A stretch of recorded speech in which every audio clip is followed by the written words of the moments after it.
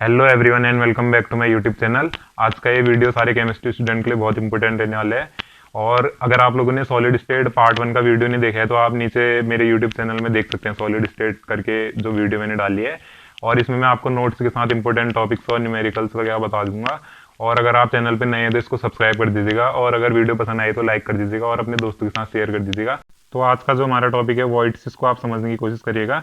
तो जब आप कोई भी क्लोज्ड बैगिंग स्ट्रक्चर होती है तो उनके बीच में जो एम्प्टी स्पेस या इंटरस्टिशियल साइड होती है उसको हम वॉइड्स या होल से कहते हैं। जैसे आपके ट्राइगोनल वॉइड या जो 3 स्पेयर दिख रहे हैं इनके बीच में जो ये वॉइड बन रहा है ट्राइगोनल वॉइड हो गया, और ये 4 स्पेयर दिख रहे हैं इसके बीच में टेट्राहेड्रल वॉइड हो गया।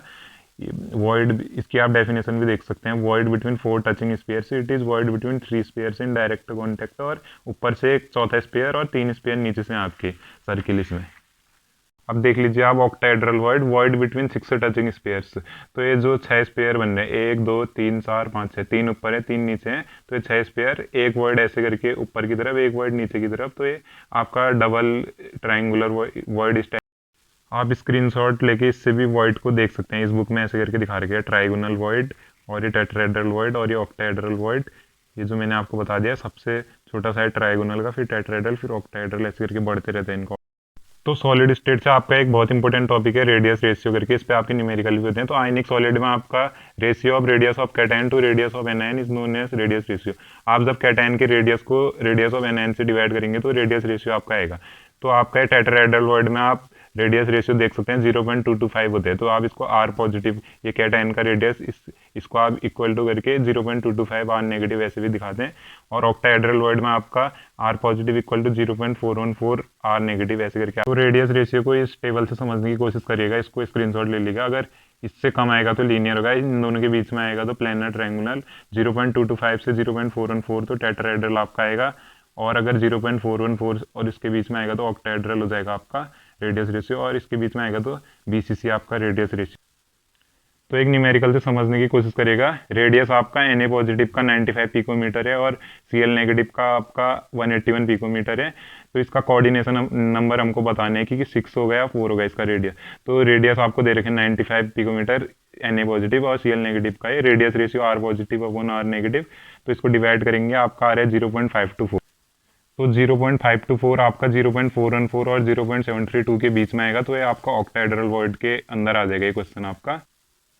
तो इसको आप लिख सकते हैं कि ये आपका ऑक्टाहेड्रल वॉइड हो गया है आपका ऑक्टाहेड्रल ऑक्टाहेड्रल वॉइड, ये आपका हो गया 0.5।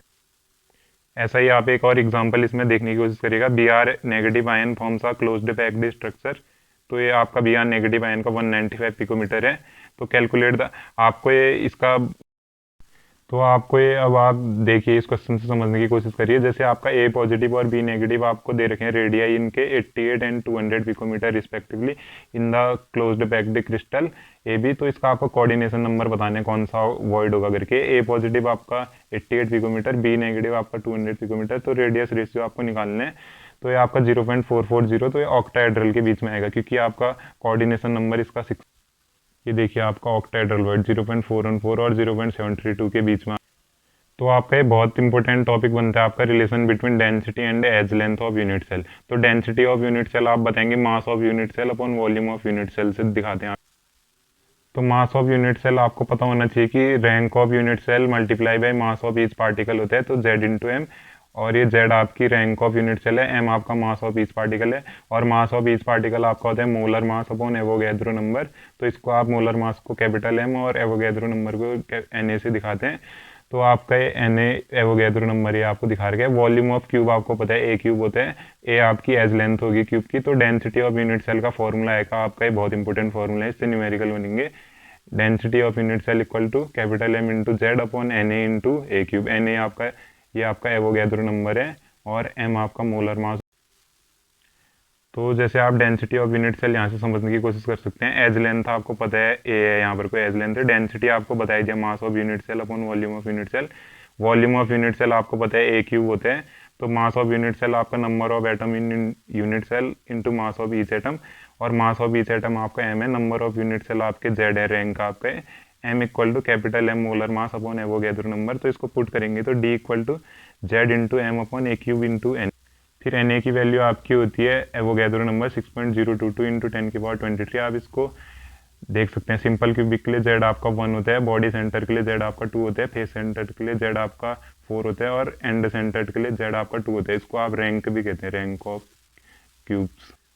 इसको आप रैंक ऑफ यूनिट सेल भी कहते हैं, Z को। Z equal to rank of unit cell आपको दे रखे हैं, Z equal to rank of unit cell आपको। और ये फॉर्मूला बहुत इंपॉर्टेंट। तो जैसे आपका एक क्वेश्चन बन गया, एन एलिमेंट हैविंग BCC, इसकी ज्योमेट्री है, एटॉमिक मास आपका 50 है, तो डेंसिटी आपको निकालनी है। एज लेंथ आपका 290 पिकोमीटर है, तो डेंसिटी निकालने के लिए Z into M upon A cube into N A. Edge length आपको दे रखी है 290 पिकोमीटर, तो इसको मीटर में कन्वर्ट करेंगे 10⁻⁻12, सेंटीमीटर में 10⁻10। मास आपको दे रखे 50 ग्राम और Z इक्वल टू 2 होता है बॉडी सेंटर के लिए, तो इसमें वैल्यू पुट कर देंगे D equal to Z into M upon A cube into N A. फिर इसको सॉल्व करेंगे 2 इंटू 50, 290 इंटू 10⁻10 और इसकी पावर आपकी क्यूब हो जाएगी क्योंकि ये क्यूब है, और एवोगैड्रो नंबर 6.022 इंटू 10⁻23। फिर इसको सॉल्व करेंगे तो आपकी डेंसिटी आएगी आपकी 6.81 ग्राम पर सेंटीमीटर क्यूब।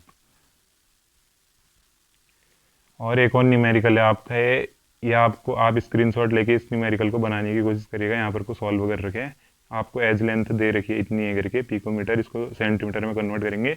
CCP के लिए Z 1 होता है, तो density Z into M upon A cube into N A की जगह इसकी वैल्यू रखेंगे, और आंसर आपको नहीं दे रखे। आप इसको खुद से बनाने की कोशिश करिएगा और क्वेश्चन आपको ये दे रखे।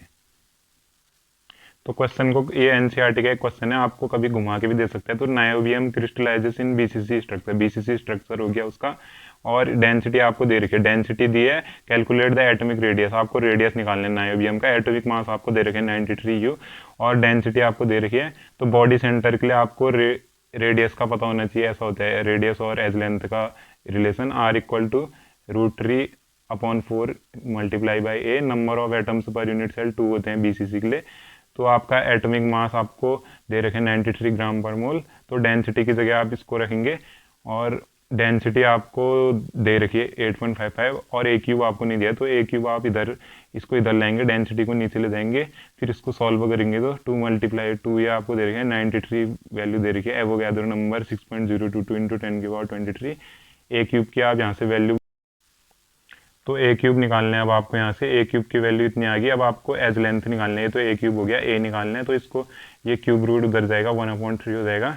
फिर इसको आप सॉल्व करेंगे तो आपका इतना आएगा, ये इसको क्यूब रूट निकाल के, और इसको 10⁻⁻8 हो जाएगा 24 का। फिर रेडियस और इसके बीच में आपको रिलेशन पता है बॉडी सेंटर के लिए, R equal to √3/4 multiply by A। फिर आप इसकी वैल्यू पुट करेंगे, ए की वैल्यू पुट करेंगे तो रेडियस आपका निकल जाएगा 0.13 नैनोमीटर। इसको पूरा सॉल्व करेंगे तो अब आपका एक बहुत इंपॉर्टेंट टॉपिक बनता है डिफेक्ट्स और इम्परफेक्शंस इन सॉलिड। तो आपका किसी भी क्रिस्टल में अगर परफेक्टली ऑर्डर्ड अरेंजमेंट में आपका कुछ डिफेक्ट हो जाते हैं तो इसको इम्परफेक्शन डिफेक्ट कहते हैं। तो स्टाइकोमेट्रिक डिफेक्ट आपका एक पहला हो गया, इसका एक टाइप। तो इम्परफेक्शन और क्रिस्टल में जब आपका रेशियो बिटवीन कैटायन और एनायन आपका सेम रहता है, डिस्क्राइब्ड इन मॉलिकुलर फॉर्मूला, तो ये आपका स्टोइकोमेट्रिक डिफेक्ट के अंदर आ जाएगा। और इसके अंदर आपके आते हैं दो टाइप के डिफेक्ट, शॉर्ट की डिफेक्ट और फ्रैंकल डिफेक्ट। ये आपका बहुत इंपॉर्टेंट है। तो शॉर्ट की डिफेक्ट आपका तब होता है जब इक्वल नंबर ऑफ कैटायन और एनायन, मतलब पॉजिटिव चार्ज और नेगेटिव चार्ज आपका लैटिस साइड से जब मिसिंग हो जाती है तो उसको शॉर्ट की डिफेक्ट हो जाते हैं। इससे आपकी डेंसिटी में कमी आ जाती है क्रिस्टल के। और this type of defect is found in ionic compound, या आयनिक कंपाउंड्स में पाया जाता है जिसका कोऑर्डिनेशन नंबर बहुत हाई होता है, जैसे NaCl, CHCl, AgBr। और फ्रैंकल डिफेक्ट आपका यूजुअली आपका कैटायन मिस हो जाते हैं और लैटिस साइड से मिस होकर इंटरस्टिशियल साइड, मतलब किसी दो उनके बीच में आपका आ जाएगा, एनायंस के बीच में इंटरस्टिशियल साइड। और इससे आपका डेंसिटी में कोई फर्क नहीं पड़ेगा क्योंकि गायब नहीं हो रहे हो, कहीं और स्पेस ऑक्यूपाई कर दे रहे हैं। तो this type of defect is found in जहाँ पे को आपका size of cation and anion is very large, जहाँ पर को आपका डिफरेंस होता है, कैटायन का साइज बहुत और एनायन के साइज के बीच में बहुत डिफरेंस रहेगा, तो वहाँ पे को आपका आता है जैसे AgCl, AgBr, ZnS, ये आपके एग्जाम्पल हो जाएंगे। और फिर दूसरा टाइप है आपका नॉन स्टोइकोमेट्रिक डिफेक्ट, जिसमें आपका रेशियो ऑफ कैटायन और एनायन आपका डिफर करते हैं मॉलिकुलर फॉर्मूला से। तो ये इस टाइप का डिफेक्ट है आपका नॉन स्टोइकोमेट्रिक डिफेक्ट। और ये आपका इसको आप this defect excess of metal atom और excess of non metal atom. इसमें आपका फिर एक एफ सेंटर आपका एक बहुत इंपॉर्टेंट टर्म आता है, नेगेटिव आयन मिस हो जाते हैं जब लैटिस साइड से, तो एक होल क्रिएट कर देते हैं, उसमें आपकी इलेक्ट्रॉन जगह ले लेते हैं, तो उसको आप इलेक्ट्रिकल बैलेंस बनाने के लिए, तो उसको आप कहते हैं एफ सेंटर करके। और एफ सेंटर आपका कलर प्रोवाइड करता है किसी भी क्रिस्टल। और आज की वीडियो के लिए बस इतना ही गाइस, और मिलते हैं अपनी नेक्स्ट वीडियो में। Stay tuned, catch you in the next one.